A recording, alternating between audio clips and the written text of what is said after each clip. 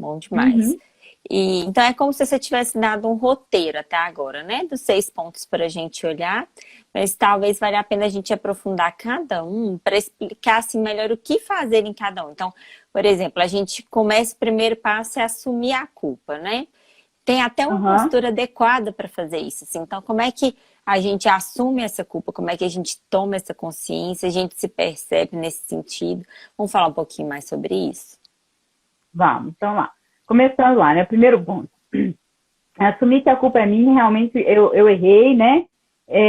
Fui eu que fiz algo que prejudicou. Então, agora eu começo a fazer, eu assumo a responsabilidade por fazer algo bom com isso, né? Parece, muitas vezes parece estranho, mas quando a gente assume a própria culpa, é profundamente libertador. Assim, é um passo transformador na nossa vida e no processo terapêutico como um todo, quando a gente começa assumindo a nossa culpa, muitas vezes, especialmente quando é uma culpa que a gente não quer assumir, que a gente tem vergonha de assumir, né? Que a gente, então, quando aquilo a gente traz à tona e assume isso como verdade, isso traz é o início da força da mudança.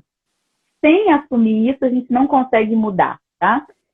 E aí, então, é a partir disso que a gente consegue transformar essa culpa em força realmente em algo bom.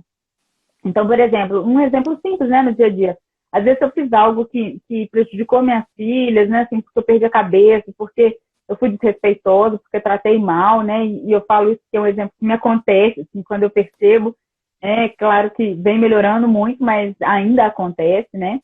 Então, o que me ajuda mesmo, nesse caso, eu olho para elas e assumo mesmo, filho, eu sinto muito, eu errei, né, eu perdi o controle com você, eu fui desrespeitosa com você, acabei falando uma coisa que não tem nada a ver com o que você é, ou com, né, com o que eu estou sentindo por você, eu é que estou nervosa, eu é que não dei conta de me controlar, eu estou cansada, e eu assumo, diante de você, o compromisso de fazer algo com isso, né?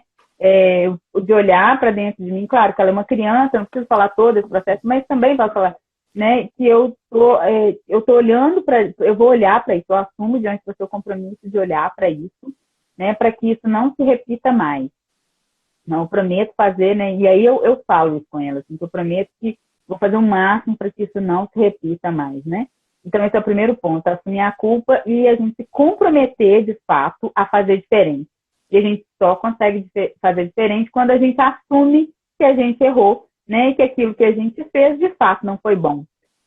Então, é isso, tá? Então, as pessoas, elas não gostam muito de assumir a culpa, né? Porque é como se isso fosse um ponto de fraqueza e é exatamente o fato da gente não assumir a culpa que muitas vezes nos prende naquele lugar, né? Naquela postura da culpa e que muitas vezes se transforma na vítima e que não consegue se transformar a partir disso. Então, é transformador mesmo assumir a culpa. Uhum. Aqui o importante é observar que quando a gente não cuida desse ponto, né? Assim, a gente de alguma forma transfere isso, pegando o exemplo que você deu, se transfere para os filhos essa sensação de ser o culpado, né? Olha como é que isso já vai gerando a culpa em um terceiro, né? Então, se você não traz para si, se você não assume essa responsabilidade, é como se você projetasse no outro. Eu briguei porque você me tirou do sério, eu te desrespeitei porque você me irritou, né? Então, assim, é, olha o ganho que é, assim, né? Não só para a nossa vida, mas também pensando aqui nessa relação com os nossos filhos, quando a gente tem a coragem de olhar e reconhecer essa culpa, né?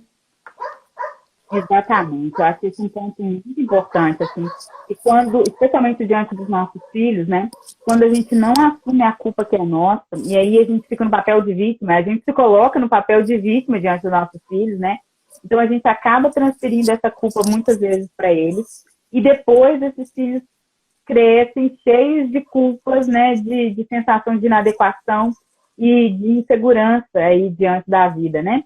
Então é isso, quando a gente fala isso, você me tira do sério, você me cansa, você me estressa, eu bati, mas foi você que me provocou, né?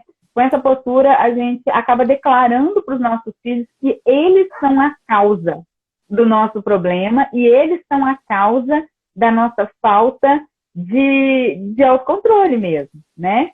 Então, em outro ponto importante é a gente observar que quando nós, né, enquanto mães, temos muito sentimento de culpa, muito sentimento de inadequação, porque são dores mesmo da nossa criança ferida, né, da vida intrauterina, e a gente fala muito isso lá no curso, assim, das dores da nossa criança ferida, né, das dores que a gente traz da vida intrauterina que fazem com que a gente muitas vezes carregue culpa pelo resto da vida, né, e muitas vezes a gente acaba reforçando isso nos nossos filhos.